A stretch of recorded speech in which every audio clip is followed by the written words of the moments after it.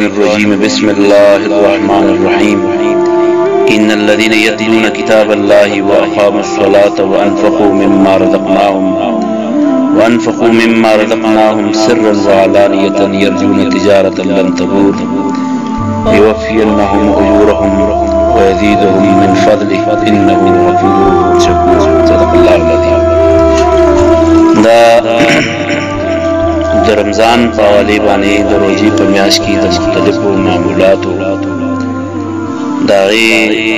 درسونو په سلسله کې نن شهر القرآن یا د قرآن میاشت د روزي میاشت د قرآن میاشت ورته ویل شوې ده. په دې وجه باندې الله تبارک وتعالى چې کوم آیت کریمه د قرآن کریم دی وخت کې ما ولوسته هغه کې الله تعالی فرمایي چې هغه کسان چې هغوی د الله کتاب لولي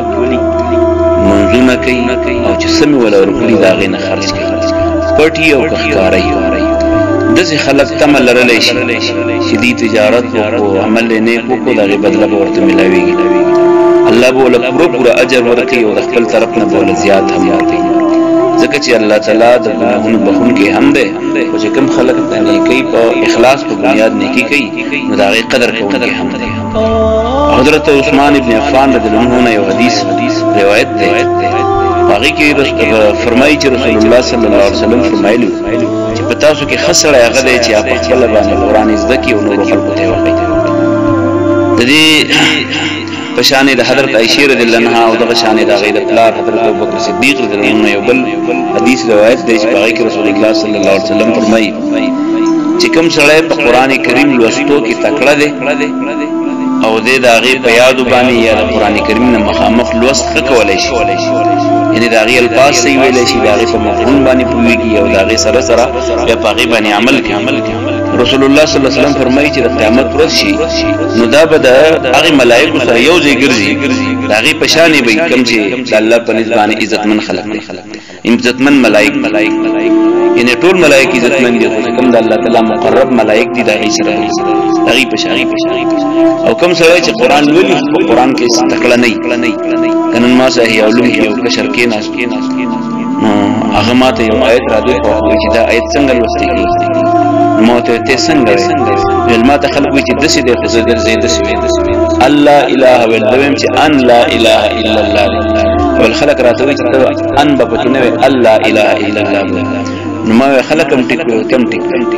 چې کله د ان وروسته وقفه وکړي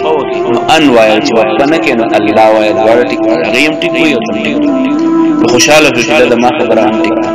نو دغه شان رسول الله صلی الله علیه وسلم فرمایي چې کوم سړی په قرآن لوستو کې لږ ګوډ کي سمې نه شي لوستی الفاظ یې صحیح نه شي ویلی یا معنی سمه نه شي زده کولی رسول الله صلی الله علیه وسلم فرمایي د دې سړي دپاره دوه اجر یو دا چې د قرآن تلاوت وکړو دویم دا چې قرآن یې ووایو خو تکلیف یې پکې برداشت کړو نو دوه ثوابونه ورته میلاو شو. دغه شانې یو بل حدیث د حضرت ابو امامه باهلي رضی الله عنه نه روایت دی هغه وایي چې ما د رسول الله صلی الله علیه وسلم نه په خپله باندې اورېدلي دي چې پیغمبر علیه السلام یې فرمایل چې د قرآن تلاوت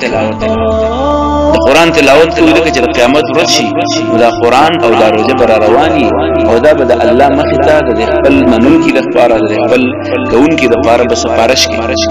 دا روژه یا دا قرآن چې دی نو دا به د الله مخې ته سفارش کوي. او دغه شانې حضرت ابو هريره یو بل حدیث نقل کوي فرمایي چې په کوم محفل کې د قرآن تلاوت کېږي یا د قرآن درس او تدریس کېږي په دې محفل باندې الله تعالی څلور قسمه خوشحالیانې او رحمتونه ورباندې راوړي. اولنۍ خبره دا چې الله تعالی په دې باندې سکینه یعنې آرام پې نازل کړي د دې زړونو له الله تعالی اطمینان خوشحالي ولولي چې کوم خلک قرآن تلاوت کوي د قرآن الفاظ د قرآن د ترجمې د هغې د ټیکولو خواري کوي. دویم دا چې الله تعالی په دې باندې غشیتهم الرحمه د الله تعالی په رحمتونه راوړي. او دریم دا چې حفتهم الملائکه د محفل کې ورسره ملائک کینی او چې دې کومه دعا کوي نو ملائک ورباندې امین وي څونه خوش قسمته وي هغه سړی چې دغه په دعا باندې ملائک امین وي نو دې سره په دې محفل کې ملائک بیانوي. او څلورم احسان په دې محفل باندې الله تعالی دا کوي چې د دې محفل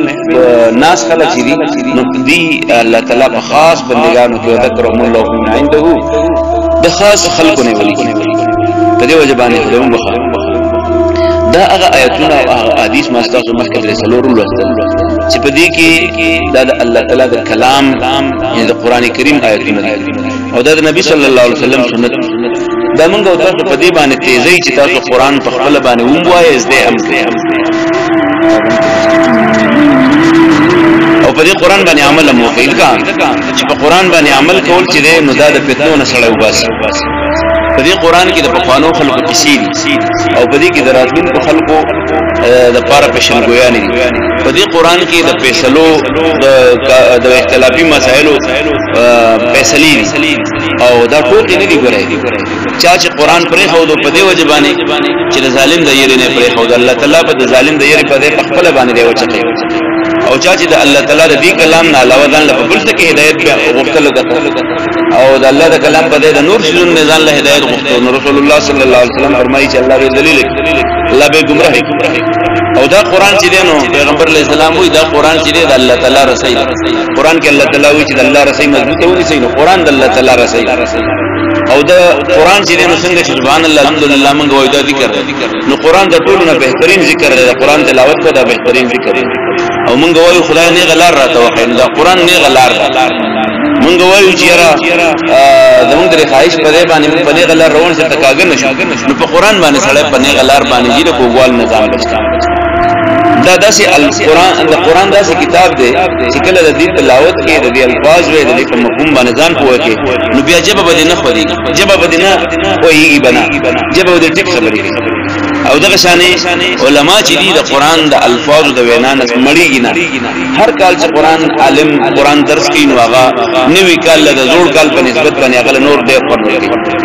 نو د دې چې ډېر ولې کوم څه د دې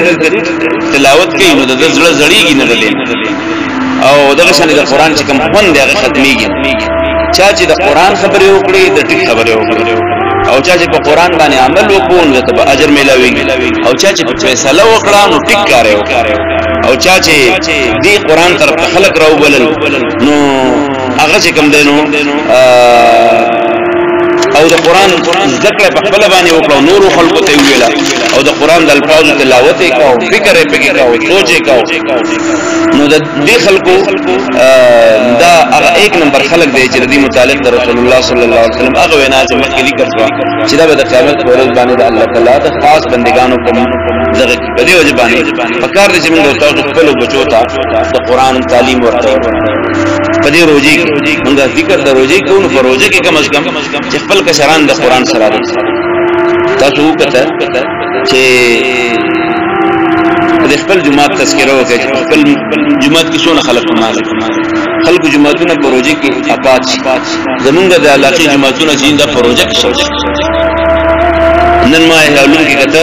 نور کلمون په علوم کې درې سبا په مشکل باندې ورېږي نن اته سبا په وسو بدار ورور جماعت پټن په باندې دا پته ولګي چې خلک جماعت تر ډېر راځي زمونږ خپل د علاقې جماعتونو ته چوغوري نو په نور وختونو کې کسان غني په مسجدن په مازه کې کسان کم شي ولې کم شي ځکه چې څه سبد نصیب خلک دا چې هغه الله تعالی به داغي په قسمت کې دا لیکل نه چې هغه د خیر ملو کې د دنیا او د آخرت نو هغه په دې وخت کې نور د مشغولیتونه شروع دي چې هغه په وجه باندې خلک د جماعتونو نه بنشي یا د لوګو په صورت کې یا د مختلفو ټنګ د محفلونو په صورت کې یا د چکرو په صورت کې د جماعتونو داغي د وجه نه شړل او صدا سي خپل شوق چې نو هغه ورکړي نو په دې وجه باندې کم خلک چې په قرآن باندې ځان مشغول ساتي نو دا خلک کامیاب دي کم خلک چې د قرآن نه ځان لري ساتي نو دا هغه خوی دی چې د شکایت په قرآن کې سورې فرقان چې کله لولې په دې کې الله تعالی په خپل باندې د پیغمبر د جبې د پیغمبر د خلیل او خبر نقل کوي